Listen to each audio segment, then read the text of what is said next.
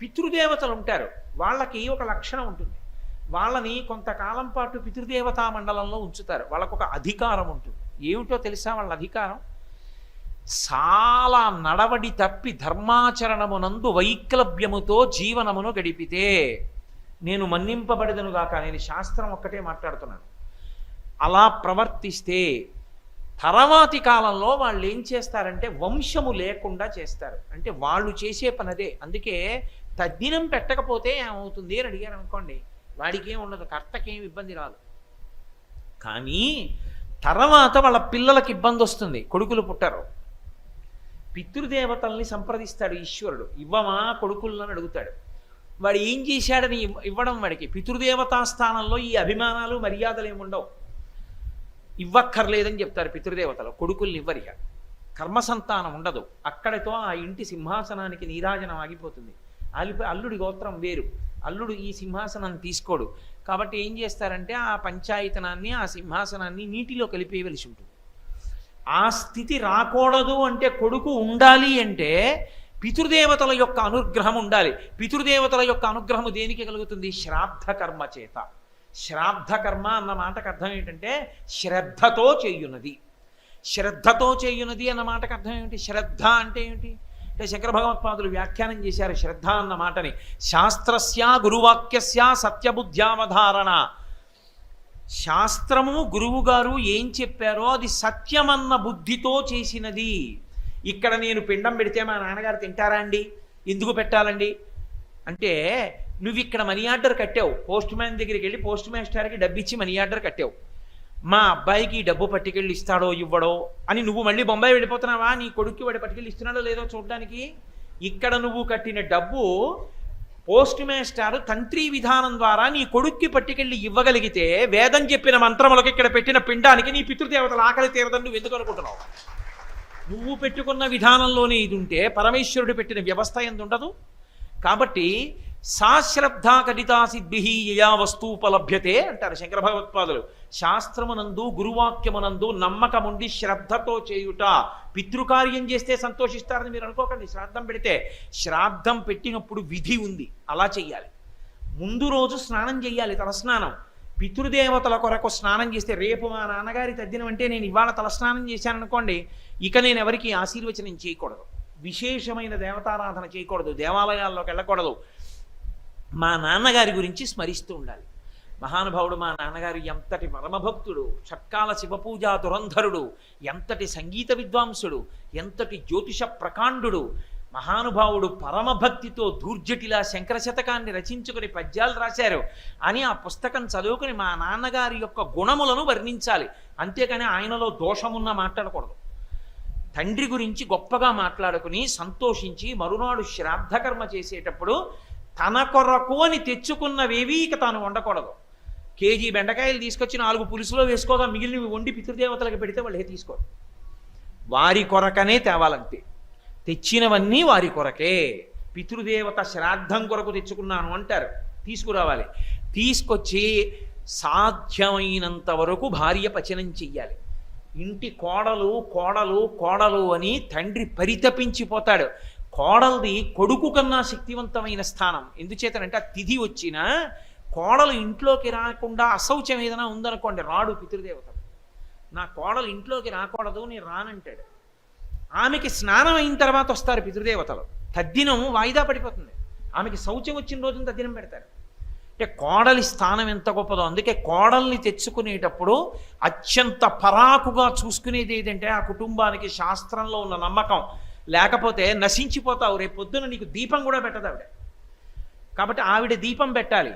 దీపం పెడితే ఈయన శ్రాద్ధకర్మ చేసి ఎంతో భక్తితో వాళ్ళకి వడ్డించి వాళ్ళ తండ్రి గారి గురించి మాట్లాడుకుని పొంగిపోయి అప్పుడు ఈయన పితృశేషం బ్రాహ్మణులు తినగా మిగిలిన పదార్థాన్ని తిని అగ్నిహోత్రముఖంగా గవ్యము అంటారు. కవ్యం అంటారు. హవ్య కవ్యములు అంటారు. హవ్యం అంటే దేవతలు గడుతుంది, కవ్యం అంటే పితృదేవతలు గడుతుంది. హవ్య కవ్యములను అగ్నిహోత్రుడు తీసుకెడతాడు. ఆ కవ్యమును పితృదేవతలకు ఇస్తే వాళ్ళు పొంగిపోతారు. అమావాస్య తిథి వస్తే పితృదేవతలు మధ్యాహ్నం 12 గంటలకు ఇంటికి వస్తారు, కొడుకింటికి. అందుకే అమావాస్య వస్తే మధ్యాహ్నం ఎవరింటికి వెళ్ళకురా అంటారు. ఎవరింటికి వెళ్ళకురా అని ఎందుకంటారంటే వాడి ఇంటి ముందు పితృదేవతలు నిలబడతారు. అమావాస్య మధ్యాహ్నం 12 గంటలకి పితృదేవతల పేరు చెప్పి జలతర్పణం చెయ్యాలి. కనీసంలో కనీసం అలా చేయకపోతే స్వయంపాకమన్నా ఇవ్వాలి.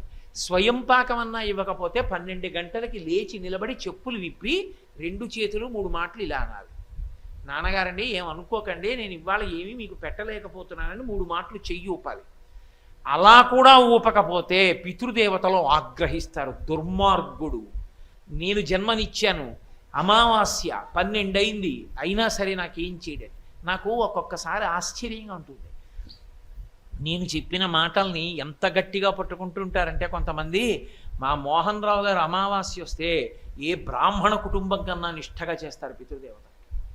12 అయ్యే వరకు ఉండి బ్రాహ్మణుల్ని తీసుకొచ్చి స్వయంపాకం ఇచ్చి అప్పుడు భోజనం చేస్తాడు ఆయన. కాబట్టి అమావాస్య నాడు పితృతర్పణం చెయ్యాలి. ఆంధ్రదేశంలో అంటే సమస్త ఆచారములు లుప్తమైపోతున్నాయి, కానీ ఇప్పటికీ ద్రవిడ దేశంలో మహళయపక్షం వస్తే ఏ దేవాలయానికి వెళ్ళరు.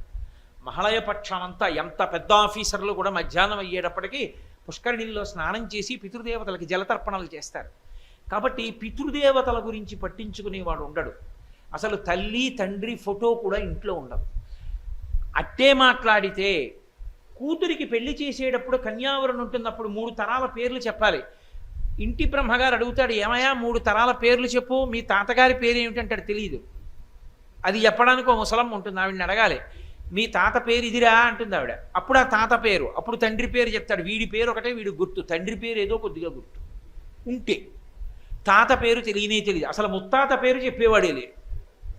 అసలు నాయనమ్మ పేరు అవి తెలుసున్న వాళ్ళు, తాతమ్మ పేరు తెలుసున్న వాళ్ళు ఇప్పుడు లేనే లేరు. అసలు తల్లిదండ్రులతోటి అనుబంధమే లేదు. వాడు పుడతాడు, పుడుతూనే హాస్టల్కి పోతాడు, తర్వాత అమెరికా పోతాడు, అక్కడ చదువుకుంటాడు, రష్యాలో ఉద్యోగం చేస్తాడు, లండన్లో రిటైర్ అవుతాడు, ఎక్కడో ఢిల్లీలో సెటిల్ అవుతాడు. ఈలోగా జన్మనిచ్చిన తండ్రి ఎప్పుడూ ఆ ఊపిరి ఆగిపోతుంది. ఆగిపోయిన పుణ్యానికి వాడిని ఐస్ పెట్టులో పెట్టి 48 గంటలు పీనుగు నానిపోయి గడ్డ కట్టేసి ముట్టుకుంటే జారిపోయేట్టు అయిపోయాక వాడు వస్తాడు. వాడిని కన్న పుణ్యం ఏమిటో తెలుసా అండి?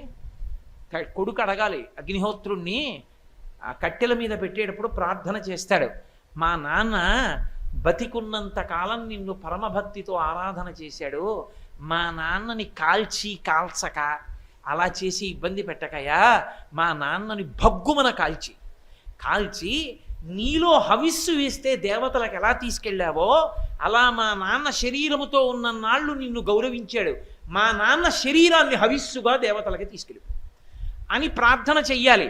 కానీ ఇవాళ కొడుకు చేసిన దురాగతానికి తండ్రులు ఏమవుతున్నారు? 48 గంటల పైచిలుకు పాచి పీనుగు ఐస్ మీద పడుకుని ఉంటుంది.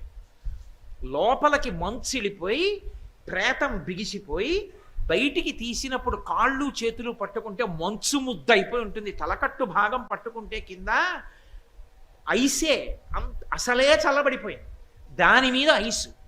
గాలాడని గాజు పెట్టెలో 48 గంటలు పడుకుని ఉంటాడు ఆ కొడుకు కోసం చూస్తూ. వాడికి నీటి చుక్క పోసిన వాడు ఉండడు, అప్పుడు వస్తాడు. దీన్ని తీసుకెళ్ళి కట్టెల మీద పెట్టి వెలిగిస్తే ఎంత పొగొస్తుందో అందులోంచి. అది కాలదో పట్టాను. కొడుకుని కన్నందుకు తండ్రి పొందినటువంటి బహుమానం అది.